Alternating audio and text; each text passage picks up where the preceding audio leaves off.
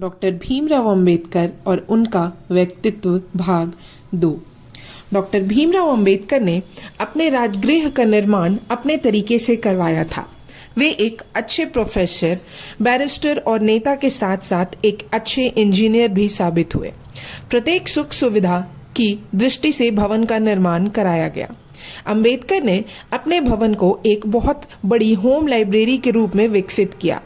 जब उनके भारतीय तथा यूरोपियन विद्वान मित्र उस ग्रंथगार का अवलोकन करते थे तब वे आश्चर्यचकित हो जाते थे।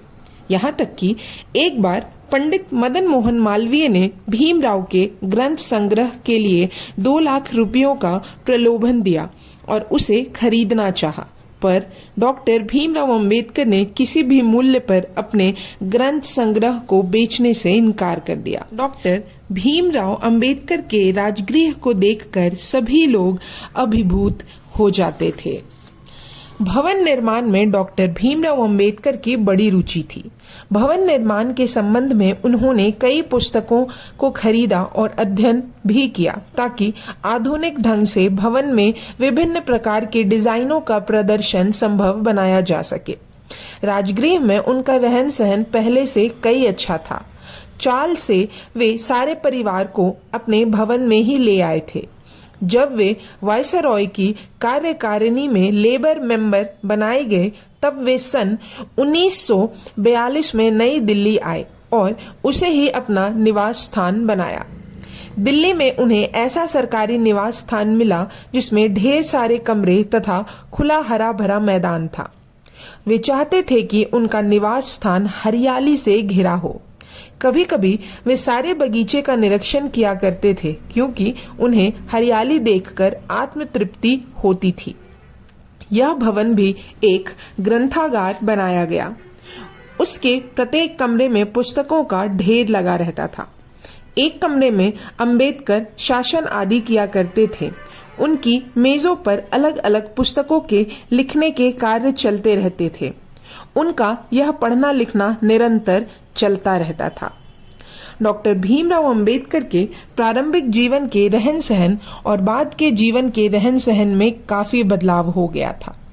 प्रारंभ में धनाभाव के कारण वे अत्यंत साधारण स्तर के व्यक्ति रहे, परंतु नई दिल्ली के जीवन के रहन सहन में ऐसा नहीं था। दिल्ली ही उनका स्थायी निवास स्थान हो गया था। यह तो सभी जानते हैं कि वे अछूत हैं। कुछ लोग जब किसी कारण उनसे मिलने आते तो सोचा करते थे कि वे अछूत हैं, साधारण तरीके से रहते होंगे, पर आकर जब उनके जीवन स्तर को देखते तो चकित रह जाते। भव्य भवनों में रहने के बावजूद भी अंबेडकर सदैव अपने आप को गरीबों के साथ जोड़ते रहे और उनके जीवन का उद्देश्य दलितों का उत्थान करना था।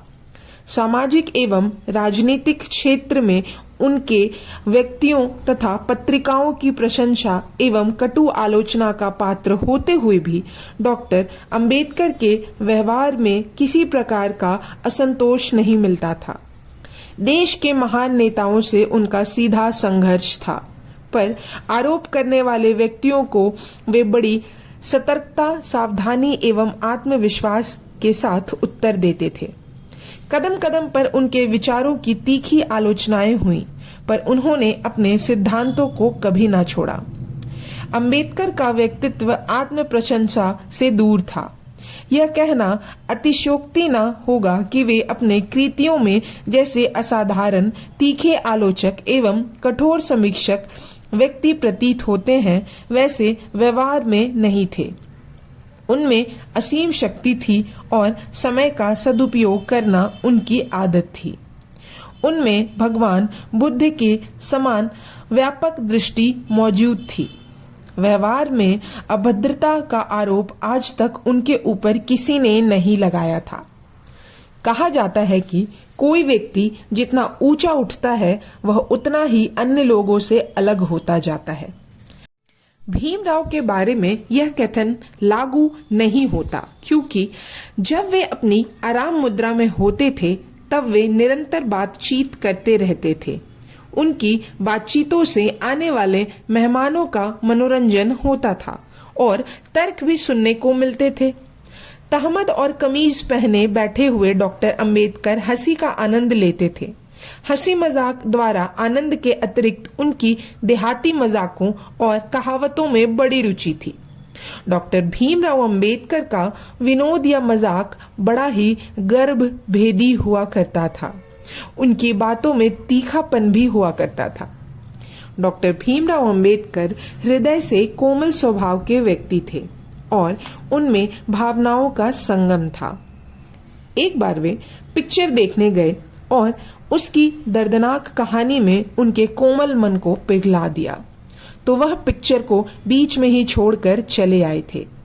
जब उनका पालतू कुत्ता बीमार पड़ा था तब वे उसके स्वास्थ्य के बारे में बार बार पूछते और स्वयं दिन में 2 बार अस्पताल में उसे देखने जाया करते थे।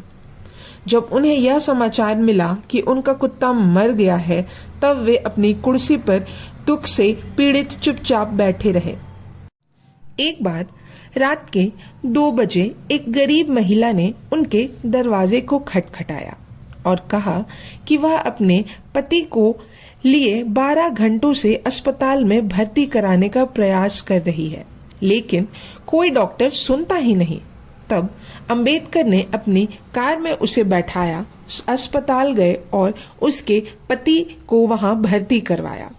डॉक्टर भीमराव अंबेडकर गरीब लोगों को निशुल्क राय दिया करते और निर्धनों की हमेशा मदद किया करते थे। डॉक्टर अंबेडकर के व्यक्तित्व में संवेदना देखने को मिलती थी। जब उनके सबसे छोटे पुत्र की मृत्यु हो गई तो उन्होंने बड़ा दुख जाहिर किया। वे इतने भावुक हो गए कि मृत बालक को छोड़ना नहीं चाहते थे। कई दिनों तक वे उस कमरे के अंदर नहीं गए जहां उनके पुत्र ने अंतिम सांसें ली थी। जब उनकी धर्मपत्नी रमाबाई का निधन हुआ तब तो उन्हें लगा कि जीवन में कुछ नहीं रखा है। लगभग 10,000 लोग उनकी अंतिम यात्रा में शामिल हुए थे।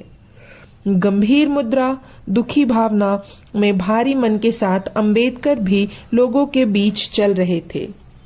शमशान से लौटने के बाद वे अपने कमरे में कई दिनों तक बंद रहे और दुख से पीड़ित होते रहे। लगभग 1 सप्ताह तक वे एक बच्चे के सामने रोते रहे। डॉक्टर साहब ने साधु जैसे वस्त्र भी पहन लिए ताकि सांसारिक भोग विलासों से विरक्ति संभव हो सके। उन्होंने अपने सिर को भी मुड़ा लिया।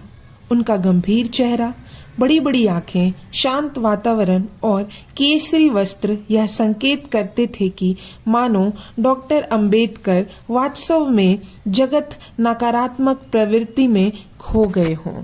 अब हम जानेंगे अगले भाग में।